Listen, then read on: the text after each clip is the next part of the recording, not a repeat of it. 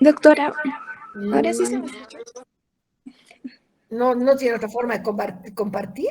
Tenía usted que poner compartir, porque porque así no se ve nada.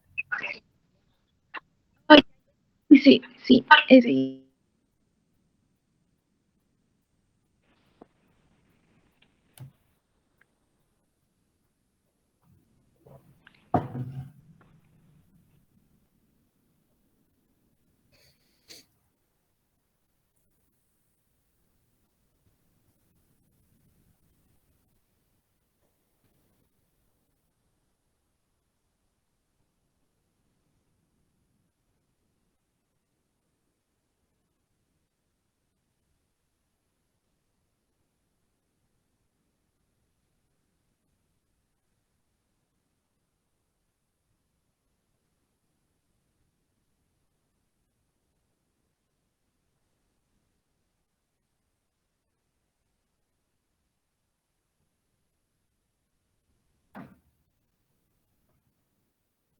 Ahora sí, muy bien. Ahora puede explicar.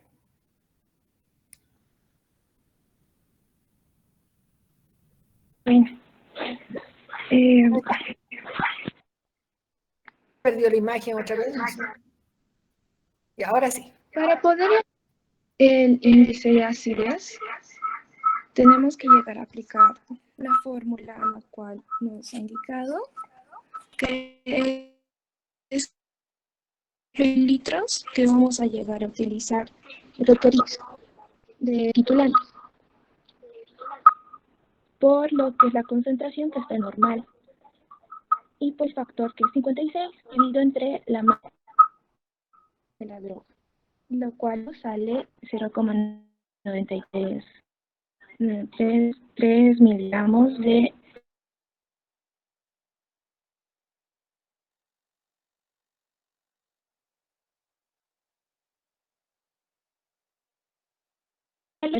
de que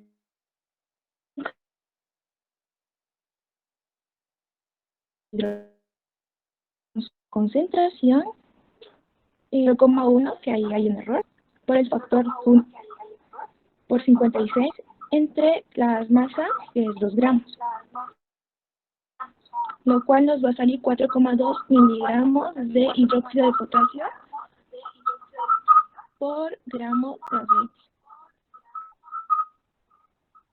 Y para hallar último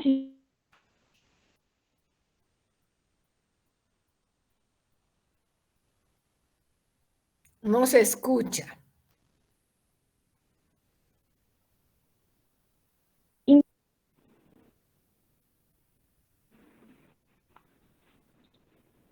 doctora, ¿ahora se me escucha? Sí, se está todo entrecortado.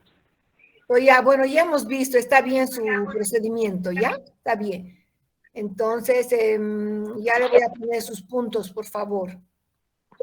Espérenme un segundito, ¿ya? Está bien. Entonces, Rueta y Yerbi, un minutito.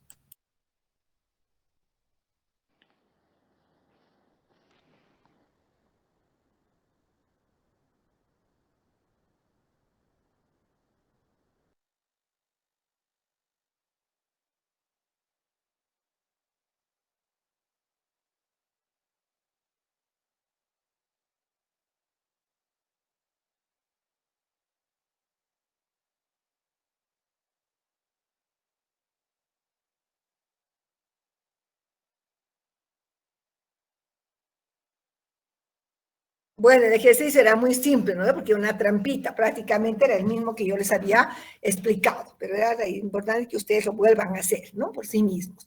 Bien, vamos a continuar entonces. Creo que ha quedado bastante claro, es un ejercicio muy sencillo. Voy a continuar entonces con lo... Ay, un segundito, no sé qué ha pasado. ¿Dónde estoy acá? Ya vamos a compartir. Sí, Milenka, pero usted levantaron la mano para... Sí, Milenka tenía la mano levantada. ¿Quiere alguna aclaración o alguna pregunta? Ah, no, disculpe, doctor, es que era para presentar el ejercicio. Ya, está bien. Ya han presentado. Bueno, entonces continuaremos. Bueno, ahora vamos a hablar de las drogas con ésteres. Hay unas drogas, ustedes han debido escuchar hablar de los bálsamos, ¿no?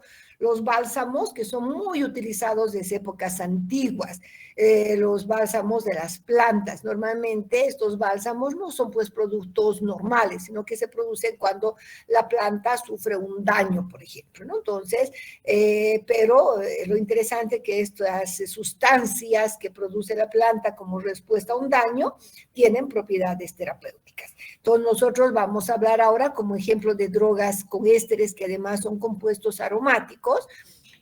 Vamos a hablar de dos drogas. Hablaremos, he compartido ya así, ¿ok? Del bálsamo del Perú y del bálsamo de Tolú. El bálsamo de Perú es un bálsamo, es un líquido viscoso que se obtiene del tronco de Myroxylon balsamum, variedad Pereirae, de la familia de las leguminosas, ¿no? Este bálsamo se obtiene después de quemar y golpear la corteza del árbol.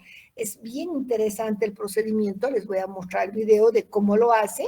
Esta planta pues se encuentra en Centroamérica y también se encuentra en México, ¿no? Entonces es es originaria de esta zona, pues, y obtienen este bálsamo, ¿no? Bueno, también, entonces, vamos a ver cómo se obtiene este bálsamo. Luego les voy a mostrar el video, que me pareció interesante lo que hace la gente del lugar, ¿no? Lo que hacen, miren, de una manera así muy rústica, como son árboles altos, todo lo primero que hacen es quemar la corteza, ¿no? Golpean la corteza con la parte posterior de un hacha y luego queman. Y después de quemar dejan unos 15 días en reposo y en una especie de trapos que tienen ellos, todo lo que hacen es empapar ese líquido que fluye, que es un líquido viscoso, rojizo, muy, muy denso, ¿no? Y pues hacen hervir con agua lentamente, a fuego lento, y el bálsamo va a quedar depositado ya limpio en la parte inferior, ¿no? Toda la parte superior decantan porque el bálsamo tiene una densidad bastante alta, mucho más que el agua, y es muy, muy viscoso. Entonces, el bálsamo ya limpio va a quedar en el fondo del recipiente. Pero, ¿qué es lo interesante? Entonces, primero, que se presenta como un líquido viscoso, natural, de un color pardo rojizo, agradable, ¿no? Agradable. ¿Qué propiedades tiene? Estos bálsamos han sido utilizados, les digo, desde las épocas muy, muy antiguas. Incluso cuenta la historia que los españoles pues han llevado bálsamo a Europa para preparar también sus formas galénicas, ¿no?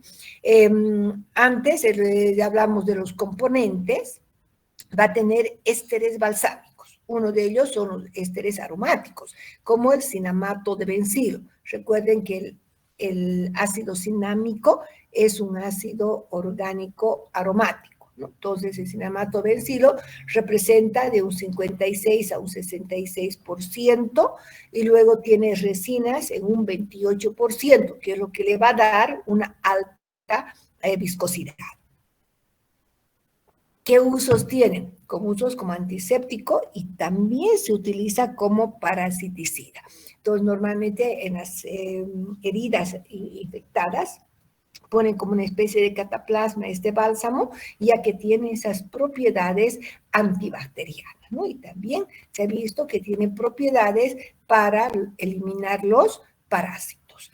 Vamos a ver ahora, no sé si voy a mostrar ese video ahorita, después, más bien veremos bálsamo de Toluma, si les muestro los dos videos, porque es diferente cómo obtienen el bálsamo de Perú y el bálsamo de Toluma, ¿ya? El otro bálsamo es diferente, más bien se obtiene por incisiones que realizan en el tronco de Myroxylon balsamum, variedad LH Harmas. También pertenece, por supuesto, a la familia de las leguminosas, también es originario de América Central, pero desde Colombia, también América del Sur, ¿no? Colombia, Venezuela, y llegando también hasta México. ¿Cómo se obtiene? Se hacen unas incisiones con hacha, van a cortar incisiones en forma de V y colocan pues unos pequeños recipientes para recibir ese bálsamo. Este bálsamo de Tolú es un poco diferente, más bien se va a presentar semisólido. ¿Por qué? Porque es muy rico en resinas. Es semisólido de un color blanco amarillento, quebradizo, es soluble en alcohol, da un color verde con cloruro férrico debido a que es muy rico en fenoles y también tiene compuestos aromáticos. En cuanto a sus componentes, tiene especialmente resina, por eso es semisólido, es muy rico en resina. En cambio, el bálsamo del Perú tiene 28% de resina. El bálsamo de Tolú tiene 80% de resina. También tiene alcoholes resínicos combinados con ácidos cinámicos. Tiene ácidos aromáticos libres, que le dan un olor muy agradable. Tiene eugenol, tiene vainilina. ¿Para qué se utiliza este bálsamo de Tolú? Se utiliza por sus propiedades antisépticas, al igual que el bálsamo del Perú, muy buen antibiótico natural, antibacteriano, pero también se utiliza por sus propiedades antitusivas y expectorantes. Entonces, muchas fórmulas naturales, jarabes especialmente, van a llevar el bálsamo de Tolú. Bien, entonces vamos a ver ahora la forma de extracción de estos bálsamos.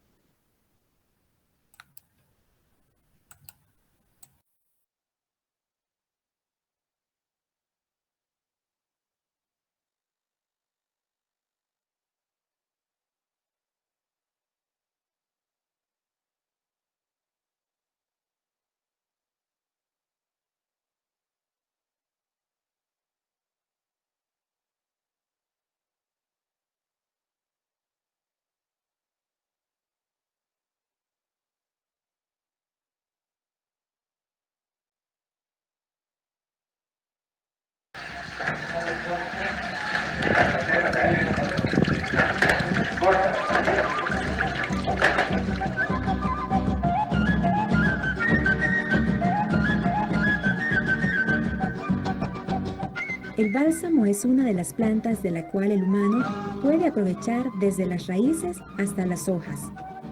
Su madera es usada para la elaboración de muebles. Estamos tocando una de las especies de mejor calidad en términos maderables, ¿verdad? Es una madera dura, ¿verdad? Lo que hace que pueda ser utilizable para una cantidad de su producto. El bálsamo es un árbol originario de los bosques húmedos tropicales, próximos a la costa del Pacífico. La zona de mayor presencia de este árbol es Sonsonate, La Libertad y Ahuachapán. Se estima que existe un promedio de 56 hectáreas plantadas. El cultivo del bálsamo es una planta nativa de El Salvador. Se extiende desde México hasta Sudamérica, pero particularmente en el país es donde tiene sus orígenes. Esta especie, que alcanza de 30 a 40 metros de altura, se reproduce de forma natural. Pese a que desde 1939 es considerado árbol nacional, sus extensiones se han visto reducidas por el cultivo del café. Es una planta que está en vías de extinción, así, propiamente en extinción, y es un cultivo que no tiene mayor interés para la industria en general. La oleoresina, que es la sustancia que se extrae de la corteza del árbol, tiene una alta demanda en el mercado internacional. De hecho, el mayor exportador de esta materia es El Salvador. Los principales países consumidores de este producto son Alemania, Francia, Estados Unidos e Inglaterra. En la parte de los cosméticos, que es también para medicina, que lo utilizan para champú, ¿verdad? Para jabones, encontramos en el comercio una serie de estos productos. En la industria farmacéutica lo que se ha utilizado es básicamente para fijar olores, ¿verdad? Para fijar el aroma de algunos productos y exclusivamente para las cuestiones de algunos expectorantes. Estas plantaciones pueden durar hasta 100 años, pero se puede extraer resina de su tallo a partir de los 20 años de vida. El bálsamo del Perú, como se le conoció en la época de la colonia, fue llevado a España, donde fue utilizado como medicina. En principio utilizaban este producto como para hacer algunas curaciones. Tiene características de poder cicatrizar parte de las lesiones que existen en la piel. La semilla ha sido empleada para curar dolores de estómago y la corteza del árbol, ya procesada, se usa como repelente para los insectos. Todas las partes que forman este árbol contienen la valiosa resina de la cinamelina. Es una reserva boscosa en el área de la cordillera súper importante, o sea, es uno de los pulmones principales pues, de estas regiones. El uso del bálsamo se está introduciendo en la elaboración de productos como las velas, como nuevas alternativas de subsistencia para los pequeños productores que ven con preocupación la caída de los precios en el mercado local, por el monopolio que existe en la exportación del producto. Aunque sus atributos medicinales fueron descubiertos hace más de 500 años por las comunidades precolombinas, el bálsamo continúa siendo un producto con sello nacional utilizado por la industria de la medicina y la perfumería de las grandes marcas internacionales.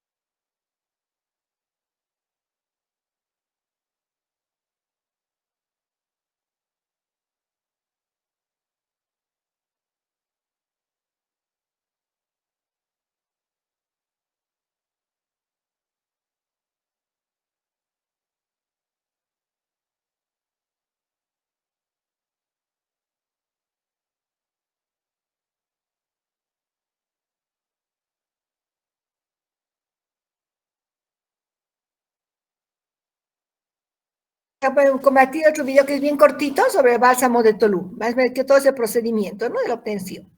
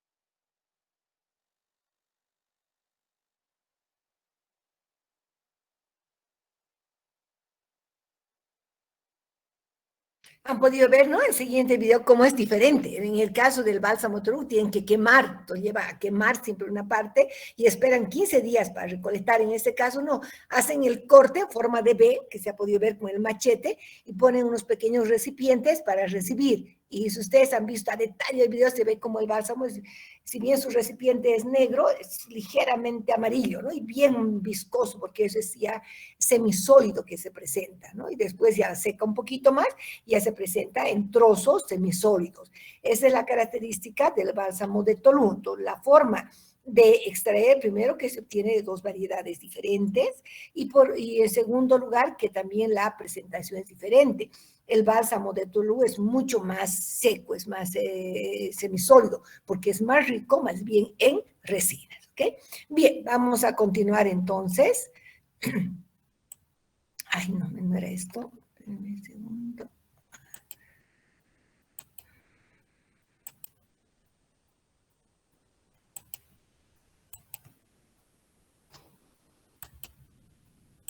Ya, entonces ya hemos visto, vamos a entrar ahora a la obtención de los aceites fijos, ¿sí?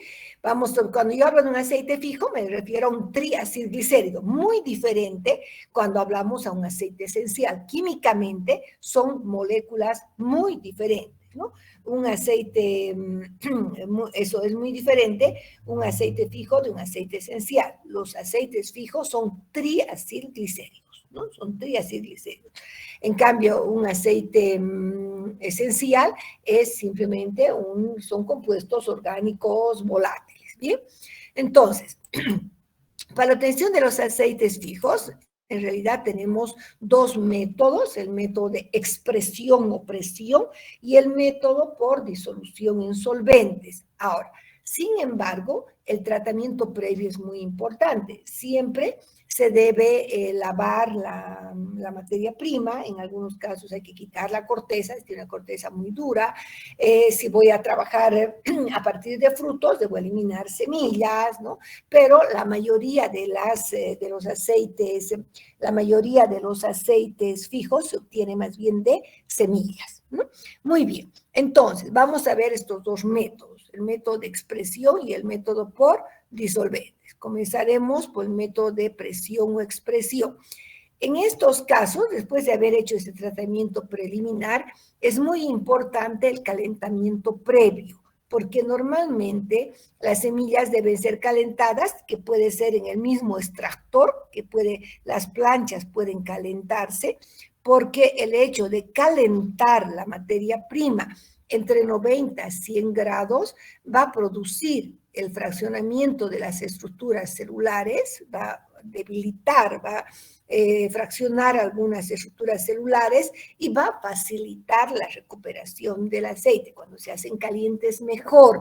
Sin embargo, hay algunos aceites que recomiendan que para que tengan mejor calidad se hagan extracciones en frío, ¿no? Sin embargo, la mayoría, para tener un mejor rendimiento, se hacen extracciones en caliente. Normalmente en aceite de almendra, aceite de linaza, etcétera, se coloca entonces en planchas calientes donde está la materia prima, luego por presión, que es una expresión hidráulica normalmente, donde ya tenemos filtros, ¿no? De tal manera que toda la materia prima se va a quedar, es decir, todo el bagazo que queda se va a quedar y solo pasa el aceite. Pero este es un aceite bruto o crudo. ¿Por qué? Porque no va a tener solo aceite, va a tener agua, va a tener fosfolípidos, posiblemente algo de aceites esenciales, algo de resinas también, ¿no? Entonces, por eso se llama un aceite bruto. Este aceite bruto o crudo debe pasar a un proceso de refinamiento, ¿no?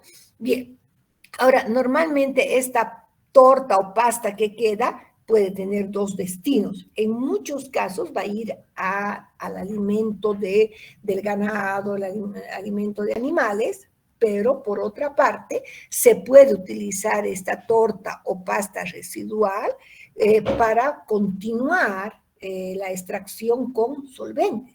Si queremos optimizar y extraer casi todo, podemos hacer una extracción por disolventes. El problema con los disolventes es que son métodos más caros, ¿ya? Entonces, el más utilizado es el método de expresión en caliente, ¿no? Es decir, en algunos casos recomiendan la expresión en frío para mantener la calidad del aceite, pero el rendimiento no es el mismo, ¿ya? Muy bien, entonces, algo muy importante, no hay que calentar más de 100 grados. ¿Por qué? Porque debemos conservar la calidad nutritiva del aceite. En el caso de la extracción por disolventes, recuerden que son moléculas orgánicas, entonces van a ser solubles en solventes apolares, cloroformo, benceno, hexano, tolueno, diclorometano, etc. Se utiliza más el hexano, que es más, digamos, menos tóxico, ¿ya? Entonces, normalmente la extracción por disolvente se puede aplicar a las semillas intactas o a este bagazo que queda después de hacer la extracción por presión. Bueno, se puede utilizar, les decía, solventes como el hexano, que es bastante utilizado el hexano, porque además es más económico, y el rendimiento de la extracción por disolventes es bastante alto. Ya está entre un 95 y un 99%, porque va a solubilizar todo, ¿no? Además de los aceites, va a solubilizar también otro tipo de compuestos. Ahora, la extracción son equipos similares al extractor SOx. Claro que son mucho más grandes, de mayor volumen, ¿no? Pero recuerden que un extractor SOx va a tener un balón donde va a entrar el solvente apolar, que puede ser el hexano, en el equipo del medio, que es en este caso el extractor SOx propiamente dicho, envuelto en papel filtro, se coloca la materia prima, y luego esto está conectado a un refrigerante. ¿Qué es lo que ocurre? Comienzan a hervir el solvente, va a pasar, ¿no es cierto? Va a llegar al refrigerante y condensa.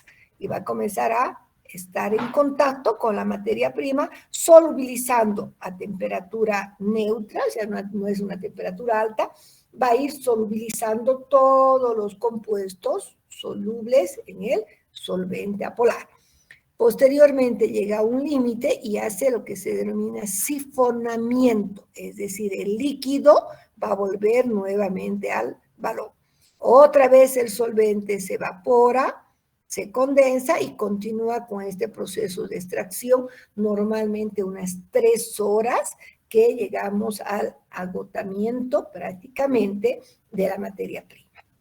Después de este proceso vamos a tener todos los compuestos, aparte de las grasas, aceites solubilizados, otros compuestos también, como resinas, aceites esenciales, ¿no? Hay que evaporar el solvente. Evapora el solvente también a temperatura no muy alta, ¿no? No muy alta, y después tenemos el aceite crudo o bruto. En ambos casos, ya sea por expresión o por extracción con disolventes, se debe pasar al proceso denominado refinamiento del aceite para eliminar sustancias que no corresponden al aceite fijo. Entonces, ¿cuáles son normalmente? Ahora ya todo viene automatizado, pero ¿cuáles son los pasos del refinado del aceite? Una demucilaginación, neutralización, decoloración y desodorización. Tenemos todos estos procedimientos. Vamos a hablar un poquito y luego ya, dependiendo de la hora, porque sí, está bien, vamos a explicar esto y luego vamos la otra semana, ya les voy a mostrar también un video y vamos a ver todo, ya vamos a ver las drogas que tienen precisamente estos aceites, ¿no? Pues después les voy a decir algo, pero terminaremos esta parte, algo importante para la otra clase. Bueno, en el caso de la demucilaginación, es un procedimiento que sirve para eliminar fosfolípidos, proteínas y gomas. ¿Cómo se hace? Normalmente se realiza una hidratación en caliente. Esta hidratación va a coagular las proteínas, por ejemplo, ¿no? Y después, por filtración, se van a eliminar también las gomas. Elimina todas estas sustancias que no se quieren que sean parte del aceite.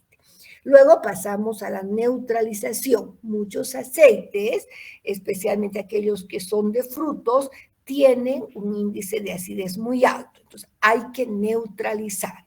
La neutralización se realiza con hidróxido de sodio, carbonato de sodio, que permite formar incluso un jabón que también va a eliminar parte de sustancias impuras. Otro tratamiento que se hace es la decoloración. Miren, aquí tenemos todo un sistema ya automático, ¿no? Donde en el decolorador, entonces se pone la solución y vamos a tener un filtro decolorador donde se tiene carbón activado. El carbón activado absorbe estas sustancias de color, ¿no? De tal manera que va a pasar un aceite más limpio. Y luego tenemos el proceso de desodorización. Cuando nosotros extraemos, ya sea por presión o también con solventes, extraemos aceites esenciales. Estos son los que le van a dar el aroma característico a los aceites de almendra, al aceite de maní, al aceite de oliva. Tienen su olor propio. Entonces, en algunos casos se quiere un olor neutro. Entonces, hay que eliminar estas esencias. Como son compuestos volátiles, lo que se hace es, mira, aquí está el desodorizador, se inyecta vapor de agua a elevadas temperaturas y al vacío. Lo que hace entonces que se pueda eliminar estas esencias, ¿sí? Pueden ser arrastradas con el vapor de agua rápidamente y se elimina estas sustancias olorosas, ¿no? Estos aceites esenciales. Muy bien, de esa manera va a quedar un aceite ya sin olor, un aceite con un color más límpido y, por supuesto, más puro. Entonces, la forma a todo este proceso se llama refinado del aceite. No todos los aceites van a seguir todos los procedimientos. Depende de la industria, depende cómo se quiere el aceite, etcétera, ¿no? Entonces, en algunos casos, no siempre decoloran, ¿no? Queremos que sea más puro, que tenga el color virgen, que se llama, ¿no? Entonces, no pasan por un proceso de decoloración. Depende mucho del tipo de aceite, ¿bien? Entonces, es un proceso muy, muy interesante. Bien, hasta aquí vamos a ver nosotros, entonces, luego vamos a ver el aceite de almendra, que es muy interesante, muy útil además. Quiero decirles algo, por favor, antes de continuar. Yo ya quiero ir haciendo el sorteo de la monografía para que tengan tiempo de preparar muy bien. La monografía, la investigación bibliográfica, una revisión del estado del arte de un tema específico que les daré, vale 20 puntos del tercer parcial y lo van a exponer, ¿ya? Sí o sí tienen que exponer. Entonces, necesitan organizarse en grupos de 5, máximo 6 personas, ¿ya? Entonces, la siguiente semana, ya a través del chat me dirán, mi grupo, tienen que nombrar una representante de grupo. Yo voy a anotar el nombre de la representante del grupo y les voy a indicar qué droga van a trabajar y el procedimiento de una monografía que debe seguir todo el procedimiento de la metodología de investigación. Eso es muy, muy importante. Desde lo que es una monografía, etcétera, todos los pasos que yo les iré explicando. ¿Está bien? Eso sería. Ahora, no sé si tienen preguntas sobre lo que acabamos de ver, alguna aclaración que quieran, por favor.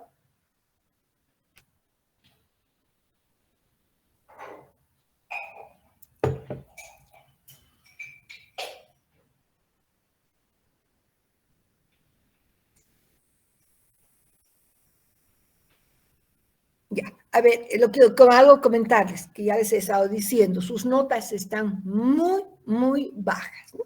Entonces, por favor, vuelvo a decirles, tienen que estudiar, tienen que atender en las clases, así sean clases virtuales, tienen que estar con sus 5 sentidos en las clases, por favor, porque si no, ustedes no van a estar bien formados, ¿no? Ya creo que, yo creo que al año, si Dios quiere, ya volvemos a la presencialidad en todo, ya se está hablando, en algunas facultades ya han vuelto, nuestras prácticas ya van a ser presenciales en la facultad y en todas las materias. Ya han sido desde el principio de año, pero un poquito, hemos suspendido un mes por esto de la quinta ola, pero estamos volviendo a la presencialidad y ya deberíamos ir volviendo, ¿no? Si yo voy a hacer las exposiciones, por ejemplo, del seminario, ya las voy a hacer de manera presencial. ¿Bien? Tenemos ya que ir volviendo a la normalidad y ustedes tienen que estudiar, ¿sí? Tienen que estudiar, por favor, no se descuiden. Bien, con esta recomendación nos vemos el siguiente martes. ¿Bien? Buen día a todos.